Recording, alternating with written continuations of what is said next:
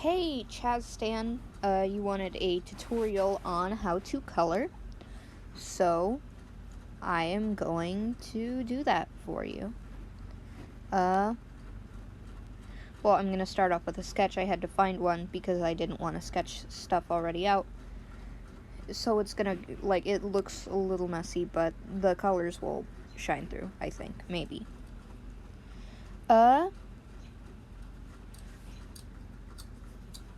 First you really want to start with flat colors. Maybe try colors that it depends on if you want to use an eyedrop tool to take colors from a reference photo, or use colors on hand. I just like to guess with colors. I just choose whatever looks closest to a reference picture, or that I think what I know is there, because I know Toby is pale and I know he has blonde hair, bow tie red, and I choose colors that are, how do I say this, that harmonize well. I'm not sure if he's this blonde, but I choose this blonde because I think it looks nice. It's golden and it has, it's kind of saturated a little bit. And so I pick it. Honestly, I don't have, the best grasp on color theory. I just choose what colors look nice. And so his shirt is a light blue, so you go down and over here so that it matches a real color. See? Because if I did this, then it would look unrealistic. But this darker, grayer color looks more like cloth. So anyway, we're doing that one for the shirt.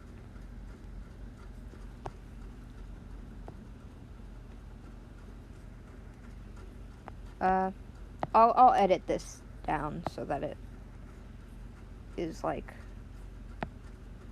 don't know. All right.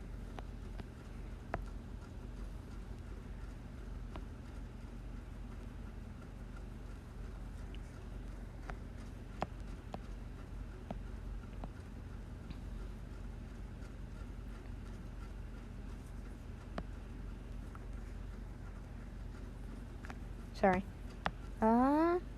There. And now for the orange.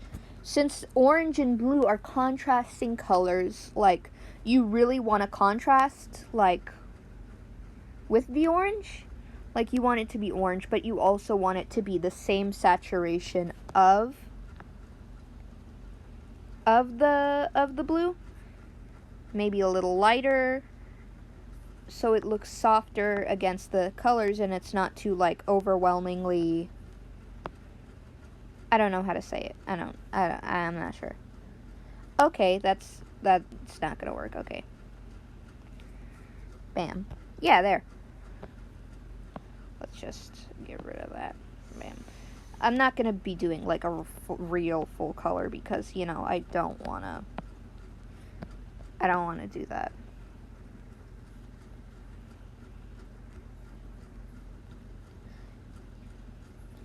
Okay, so that.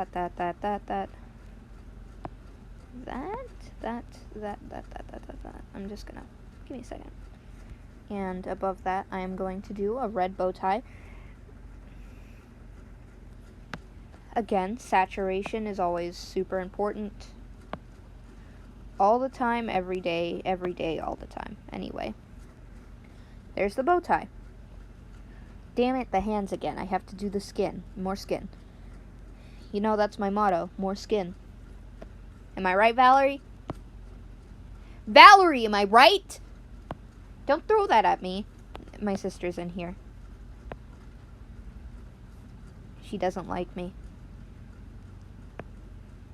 We're best friends, but she doesn't know it. I'm coloring the skin. I'm sorry, this is weird. Anyway, I don't know how to color metal, so that's the thing I'm not going to be teaching you how to do. I don't know how to color metal really well, very good at all. I'm just not going to do the whole beep, beep, beep, boop, boop. There, that's all you're getting for that. Anyway, it's time to start with the shading. So now that you have all your flat base colors, it's time to start with the shading.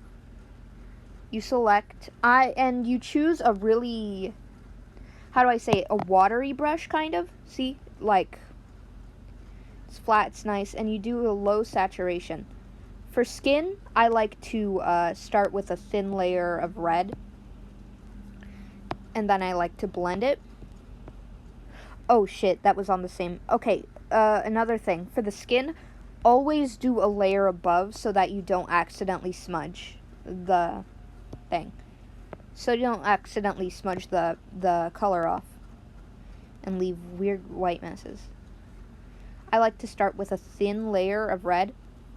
This is for white boys because, you know, white boys' faces be red. That's how it always be. And then you start with a less opacity red to make your blush. Like, the trick is layering until you know that's what your color's gonna be, you know? I'm not even the best at it. I just like...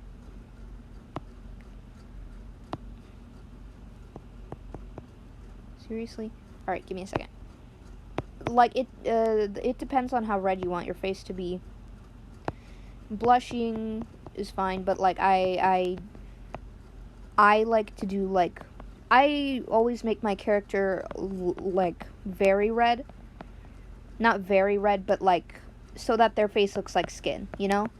Skin face. Skinny, a face full of skin. And that's how I do that. Like, it's just a rough version. I don't know. For shading eyes, I'm just not gonna... Oh, a good tip is also always to... For shading, you always shade hands. Specifically knuckles. Well, I do. I don't know why I like... I shade knuckles and the joints. Because, like, while the face looks like skin, the rest is, like, flat color, and you never want to have flat color on skin. Because, you know, it just won't... It doesn't really match the rest of it if you only make the face red, because other parts of the body have red undertones to them, you know? And now for the rest, for like the shading, that's just the thing I do for skin. But for the shading, you want to pick one color that you want the mood. Now, that you want the mood to be. Now, my art always has, like, pink backgrounds, and I like it to be cutesy. So I use pink. I use this bright pink because it's nice and it catches your eye. So, for the hair, I do pink. For the hair, I do pink.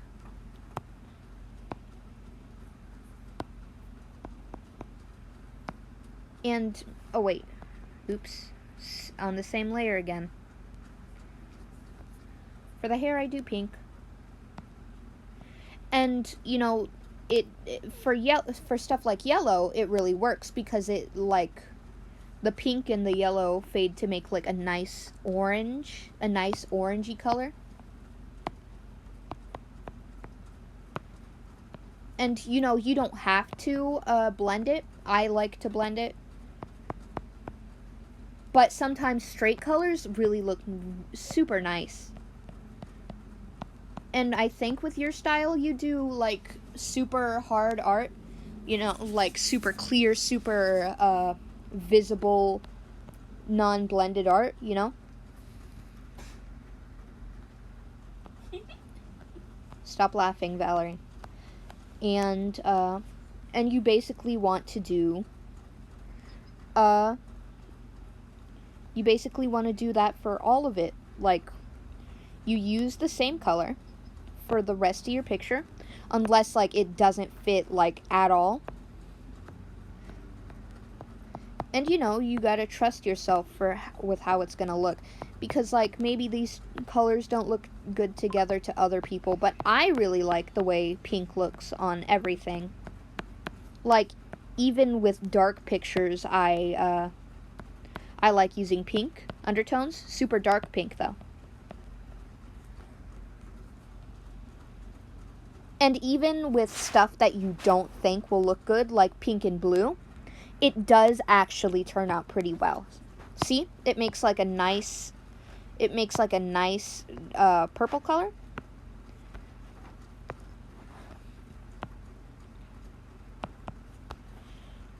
See?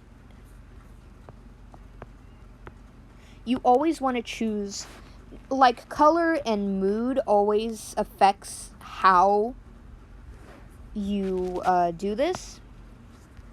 Like, because my art, I like to, like, my favorite color is pink, and I always like my art to be bright and bubbly and stuff, and so I use pink. Oh, and for darker colors, like this red bow tie, you want to take your color, but you want to scale it down so that it's visible and it doesn't make it look bright colored. See, you can still see the pink, but it's still visible, but it doesn't like overlap it and make it look super pink. It blends into the thing well. And that's basically how I color and shade. I'll show you other examples real quick of my art.